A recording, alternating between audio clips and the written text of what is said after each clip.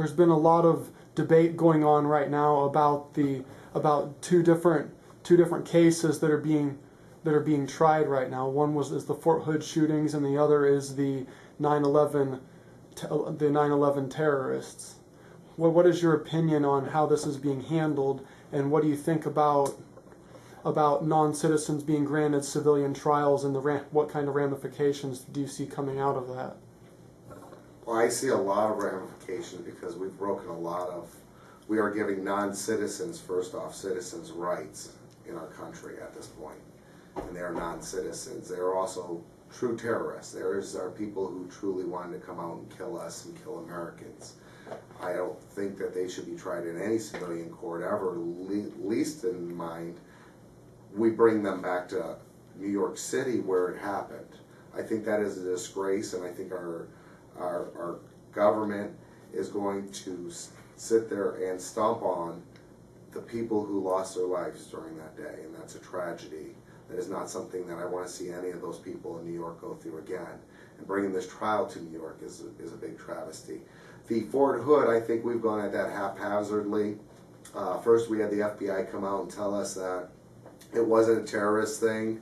Then a couple days later they said, oh, it is a terrorist thing, and they've sent money and they've talked to different clerics. And I just really find out that our government is jumping at things and trying to do things so quickly, and that we're not looking at how to do things right anymore. We're just jumping and reacting instead of trying to plan and solve solutions. How could we have prevented this?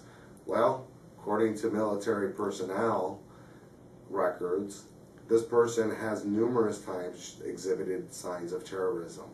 I think we need to find out what extremes it is, and we don't need to just prosecute this person right away.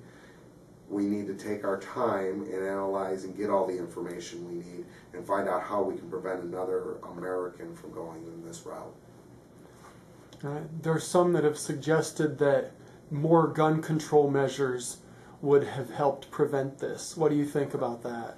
I am a believer in the Second Rights Amendment. I believe strongly in the Second Rights Amendment. It is not the people who are obtaining guns legally that are killing people. It is the people who are doing it illegally.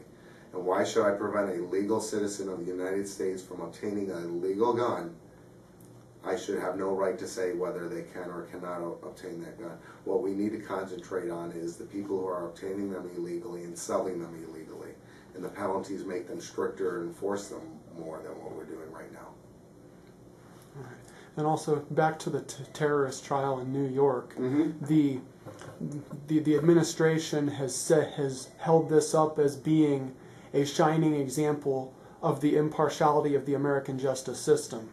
But at the same time, I believe it was the Attorney General that said that these guys cannot be, if they're acquitted, they will still not be released.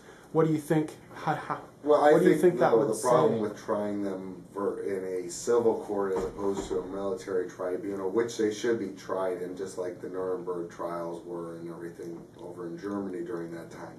We need to really take our time and try them in a military tribunal, because you've broken habeas corpus laws, you've set new precedent and new statutes for this country that are against our United States Constitution and protected underneath our first 10 amendments, that are going to be broken during this trial that we've never seen broken before.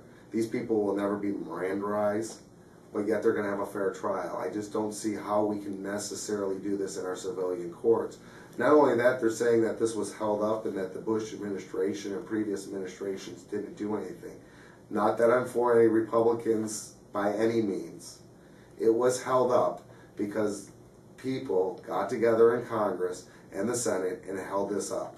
These trials would have happened years ago had they have been gone forward. And when this current Congress and President came into power, they took over and they stopped the trials that were going on. These people were ready to be tried in military tribunals where it should have been held.